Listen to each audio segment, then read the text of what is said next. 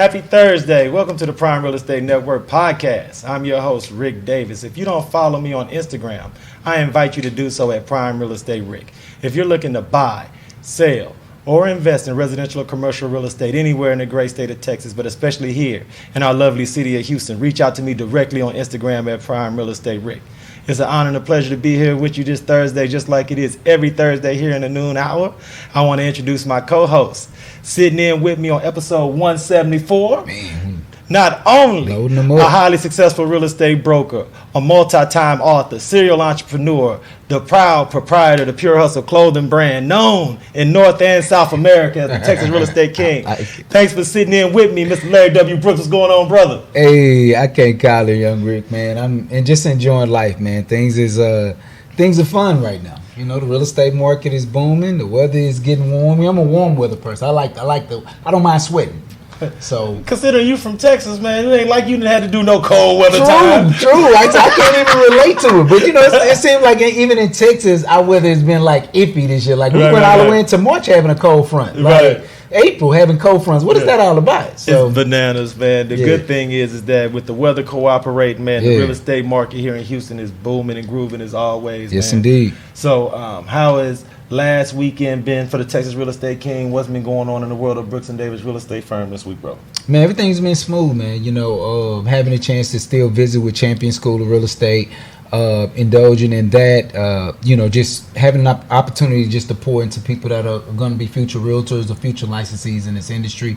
Of course, I sit on HAR, a couple of HAR's advisory boards, Rick, and so we had meetings throughout yesterday, and just being in the same building at the same time with some fellow realtors that are looking to do amazing things, and just talking about how we can better our community of realtors. You know, I sit on one of the educational committees, so we really was talking about ways that we can continue to pour into agents after they get their license, if they're looking to become brokers. And so just being able to talk with sharp minds about that has been good, man. One of the cool things about hosting this podcast with you and being a teammate and family member over at Brooks and Davis is that I'm able to take advantage of some of those news and tips that you get from serving the real estate community on different boards.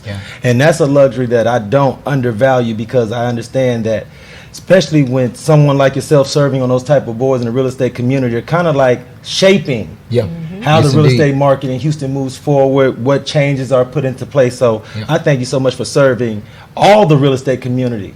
But the reason I bring that up is because our guest this week also is a loyal, selfless servant of the real estate community here in Houston. And yes, indeed. Could you share with our audience some of the background as far as what you did to gain the commitment of this week's guest and what you had to go through to make sure we were able to have someone as talented as this week's guest sit in with us? Yeah, you know what? It's funny, Rick, because I met Jamie not too long ago, and, you know, at a networking event, you know, that's kind of how it works in this industry.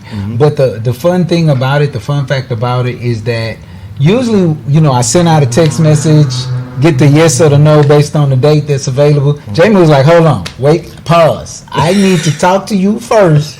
Let's make sure this gonna make some sense. And then I love it. I love the energy that she gave by just wanting to get on the phone and get a vibe going to really figure out how it is. Although she had tuned into the show before, just being able to really see how it is that we work it in the background. So I really appreciate that from her. So with that being said, we got it here today. Oh, no, absolutely. And I want to thank her in advance for carving some time out of her schedule, because we all know how busy Thursdays are for those in the real estate community. But without any further ado, I would like to introduce this week's guest. This week's guest is not only one of the foremost real estate rock stars here in the city of Houston, but like I mentioned earlier, she is a selfless servant of the real estate community here. She serves as a member of the Appraisal Review Board here in Greater Houston. I want to thank her so much for sitting in with us, and I want to welcome to the Prime Real Estate Network, Miss Jamie Brooks. How you doing? Hey guys, how are you? Outstanding. Let me give it. Thank you. Give it a clap right there. That's the magic right there. Thank you so much, Jamie. I know, and we've had a chance to talk before we started recording, so our conversation was just so lively and just touched on so many interesting topics that I just want to bring the audience in on a lot of what we were discussing earlier. So first and foremost, introduce yourself to the audience, your real estate company, and what it is that you do in service and what services you provide to the community. Well, of course, my name is Jamie Brooks, better known as Jamie Lou, the Texas Realtor. That Brooks is a powerful last name, man. It What is, can I and say? you know what? You know what, guys? I saw Brooks and Davis, and I said, my mother's maiden name is Davis, and my father is Brooks. So Come on, wow. man, that's what I'm talking about. Listen, the stars aligning. absolutely. It's aligning. So I am a licensed realtor here in the state of Texas. I service the greater Houston and surrounding areas. I focus more on listings, residential listings, but I also service first-time home buyers, apartment locator. I'm an apartment locator as well. I do leases and investments as well.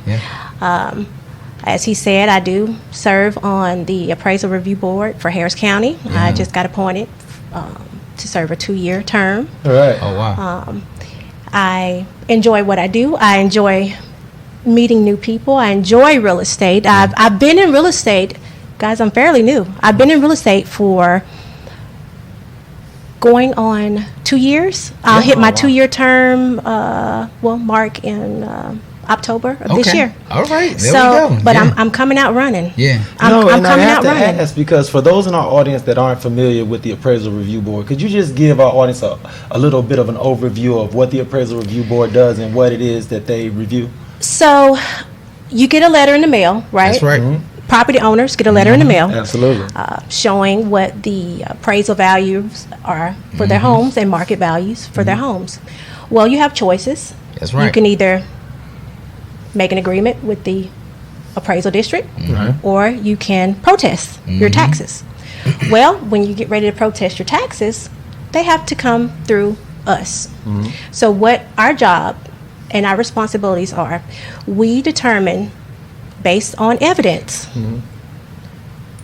who is responsible or how the taxes are to be either decreased or increased based upon the evidence that they have given us. So we have to listen to the appraisers, and the property owners.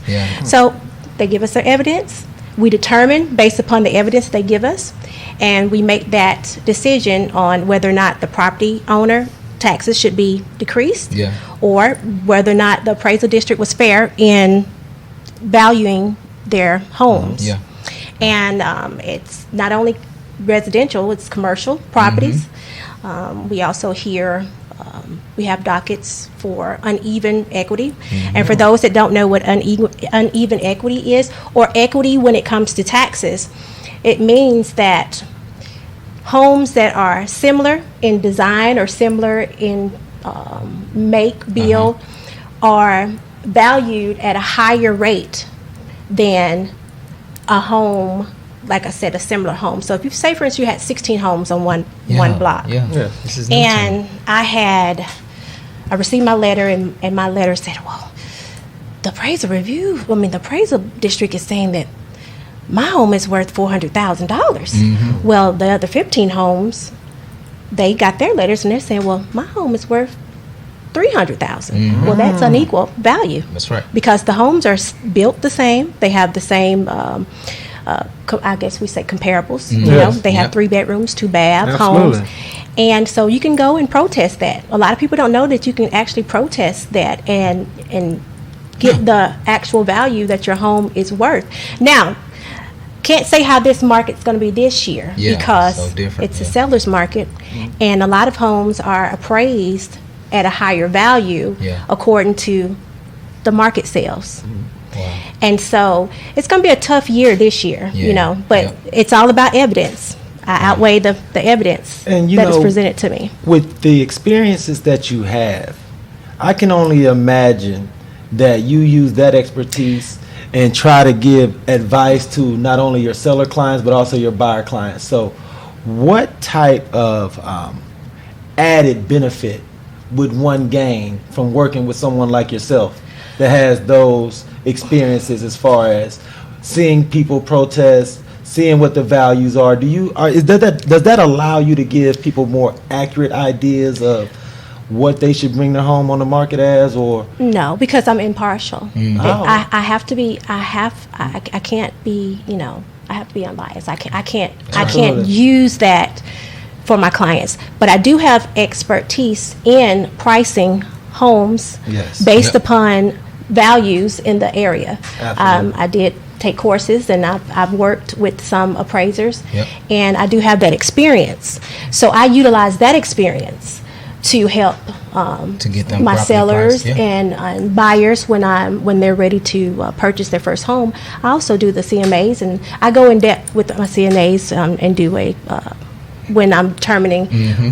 if they're purchasing something that I feel that is good enough for them to have either equity, which we know the market right now, Yeah. you're pretty much not getting equity in Whatever the home. you're buying, no doubt You're about buying. it, yeah. But as far as a seller standpoint or listing side, I'm able to help them from that side, from my training. Okay. But like I said, from a legal standpoint, I have to be impartial when, That makes sense. No, incorporating that. absolutely. And it's amazing because you, from what you described serving on the appraisal review board, it can be a thankless job. It's so very, very important, but I don't necessarily think that people understand how important it is.